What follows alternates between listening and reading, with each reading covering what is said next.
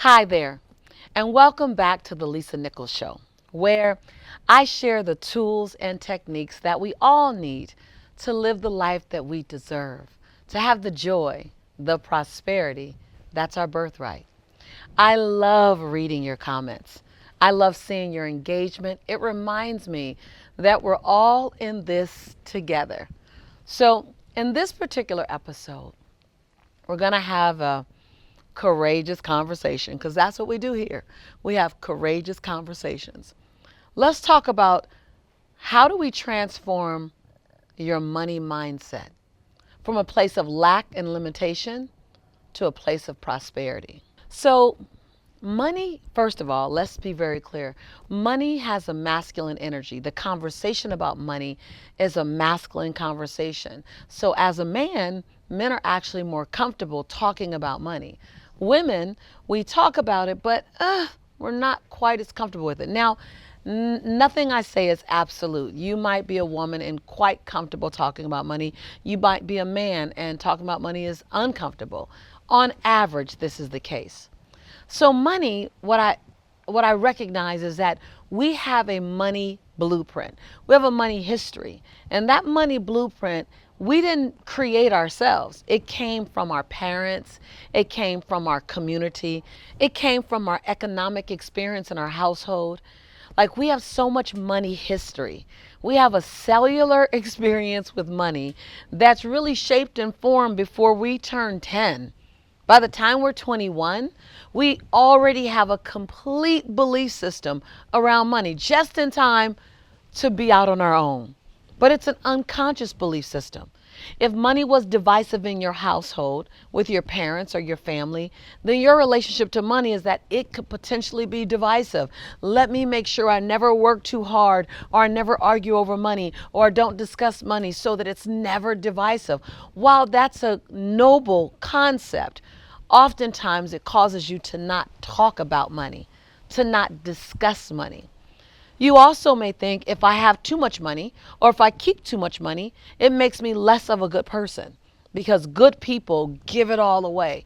Good people are willing to sacrifice their financial well being for the good of others. I'm not sure what it is.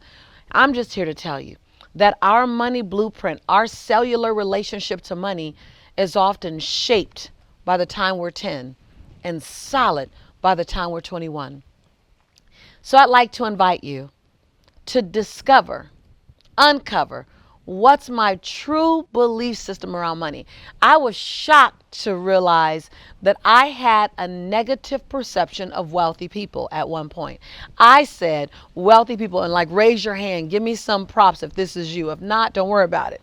I said wealthy people are stingy. Wealthy people are all about money. Wealthy people's children have issues. Wealthy people are greedy. I had all of these things.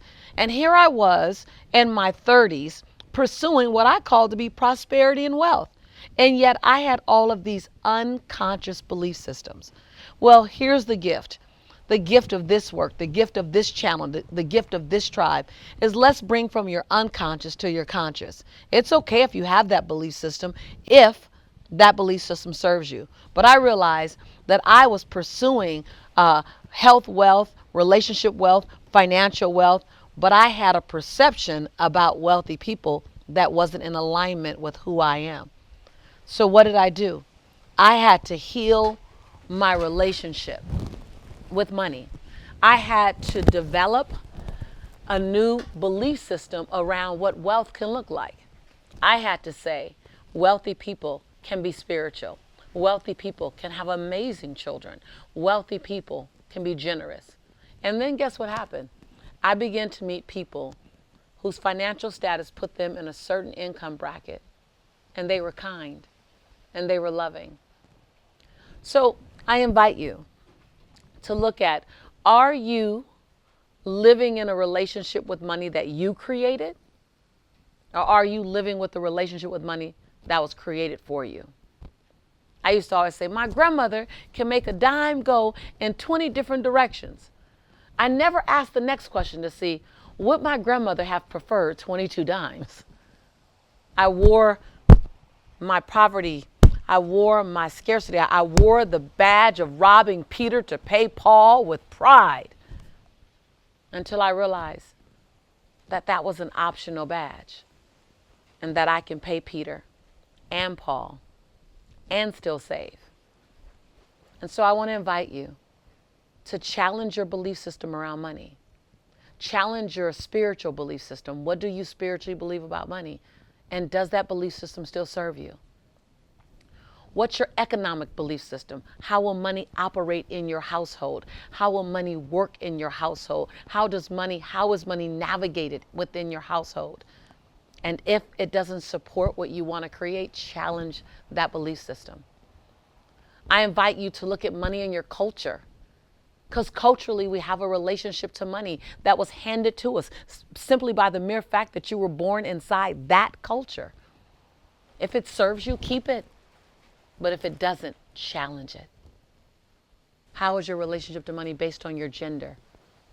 As a man, how do you relate to money? What's your belief system about you and money? As a woman, what's your belief system that you've adopted about you and money? If it doesn't serve you any longer, challenge it. I invite you to not just look at money, but look at your relationship to money. Dissect it. Spend time with it. Money is a dignified conversation that we need to have more of. It doesn't make you any less of a good person. As a matter of fact, the more money you have, the more you are who you've always been. So who you are won't change. More money just makes you more of who you've always been. So if you are a good person, and I'm sure you are, you're here, then more money will simply give you access to share your good in more places. Now remember, this show is not just about a monologue. This show is about a dialogue. Matter of fact, this show is about having courageous conversations, bold conversations, unapologetic conversations, non-negotiable conversations, sometimes a carefrontational conversation even. Now, did I confront something that you may have been thinking about? Did I push a button? Or did I create an aha? Was there something that you needed to hear? Was there a conversation that was long overdue? This is that kind of conversation I believe not many people will have with me. Not many people may have with you. What was your moment of BOL, breakthrough out loud? Or was there a Yana moment? You are not alone. I'm right there. Leave me a comment below. Because when we can transform our conversation about money, we transform our household. When we transform our household, we can impact our community, our families, and anyone watching. And when we do that, we become the change that we want to see in the world. Now, if you haven't already done so, be sure to subscribe. Only if you like courageous conversations and dynamic dialogue. And then look out for more, hopefully, prayerfully amazing content in the future. After all, this is your home. We are your tribe. And I am your sister in prosperity and in possibility. And when I say that I believe in you and I love you, it's because I do. I'll see you real soon.